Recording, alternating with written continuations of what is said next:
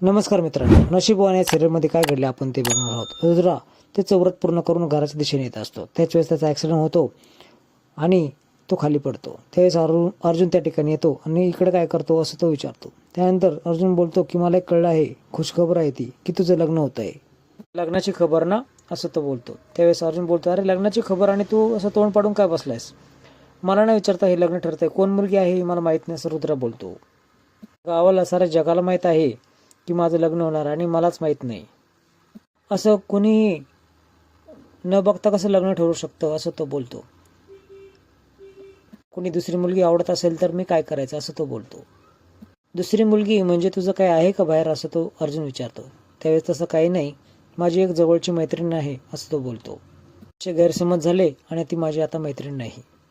ज्या मुलीशी लग्न ठरलंय ना ती मुलगी खरंच खूप छान असणार आहे असं तो बोलतो.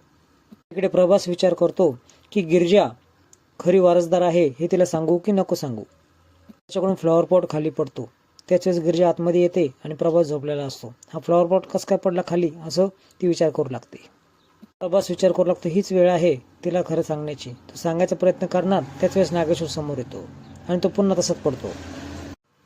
नागेश्वर गिरजाला विचारतो, तिथे काय करतेस? त्यावेळेस हा फ्लॉवर पॉट इथं पडला म्हणून मी इथं आले.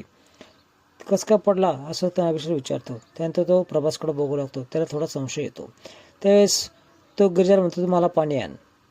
तो तिला तिथून काढून देतो. खरं आहे का खोटं आहे ते बघण्यासाठी तो धारदार तलवार घेतो आणि ते खरकत मुद्दाम आवाज होईन असं करतो. प्रभास मात्र खूप घाबरलेला असतो. काय करावं त्याला काय सुचेना. त्याला घाबरवण्यासाठी नागेश्वर तलवार त्याच्या कपाळापासून पोटापर्यंत फिरवतो. तो त्याच्यावर जोरात तलवारीने वार करण्याचा नाटक करतो आणि पोटा शेजारी खूप असतो. त्याची काही हालचाल होत नाही हे बघून त्याला आनंद होतो की तो नक्की कोमातच आहे. नागेश्वरचा इथला एक नोकर केक घेऊन येतो. हा केक कुणासाठी आणला आहे असं गिरजा त्याला प्रश्न करते. केक आतमध्ये आणतो आणि रुद्रा येणार आहे असं कळवतो. त्यावेळेस केक ओव्हनमध्ये ठेवा असं तो बोलतो.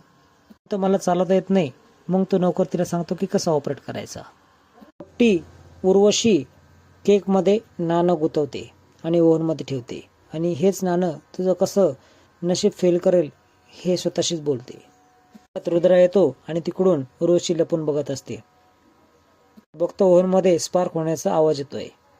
ओव्हनचं बटन दाबणार तेवढ्यात गिरजा त्या ठिकाणी येते आणि ती त्याला ओढते आणि दोघे खाली पडतात. सगळीकडे स्पार्क झाल्यामुळे धूर झालेला असतो आणि स्फोट होऊन झालेल्या धूर आणि आवाजामुळे सर्वजण त्या ठिकाणी येतात. हे काय चाललं आहे असं तो विचारतो. नागेश्वर त्या अरुणलाच ओरडतो, वापरतात नाही तर कशाला वापरता असं बोलतो. अरुण गिरजाचं नाव पुढे करतो. त्यांनीच ठेवलं असं बोलतो. उर्वशी पॉलिशी मारण्याचं काम करते. काय झालं नाही तुला असं रुद्राला विचारते. हे सर्व त्या पोरीमुळे झालं आहे असं ती बोलते. इथं कशी काय असं रुद्रा प्रश्न विचारतो. त्यावेळेस नागेश्वर बोलतो की स्वयंपाकघर काय आणि दिवाण खोली काय सर्व हे त्यांचंच आहे. म्हणजे असं विचारल्यानंतर नागेश्वर बोलतो, या आहे गिरजा रुद्रप्रताप घोरपडे होणाऱ्या सून. रुद्राला खूप आनंद होतो पण तो दाखवत नाही आणि बोलतो की आपलं जिच्यावर प्रेम आहे तिच्या संगच लग्न होत आहे. पुढील भागामध्ये तुम्ही बघणार आहात की त्या केकमध्ये तिला 10 रुपयाचं कॉईन सापडतं आणि ती उर्वशी समोर जाते. तुम्हीच केकमध्ये ठेवलं होतं ना, पुढच्या वेळेस ठेवताना हे नाणं एवढं तरी विचार करा असं ती टोमला मारते. तुम्हाला शेवटची वॉर्निंग आहे असं उर्वशीला ती बोलते. तो गिरजाला घेऊन देवी समोर जातो आणि तुम्हाला माझ्याशी लग्न करायला कोणी फोर्स केला आहे का असं विचारतो. प्रश्न पडतो काय उत्तर द्यावा. त्यावेळेस नागेश्वर त्या ठिकाणी येतो.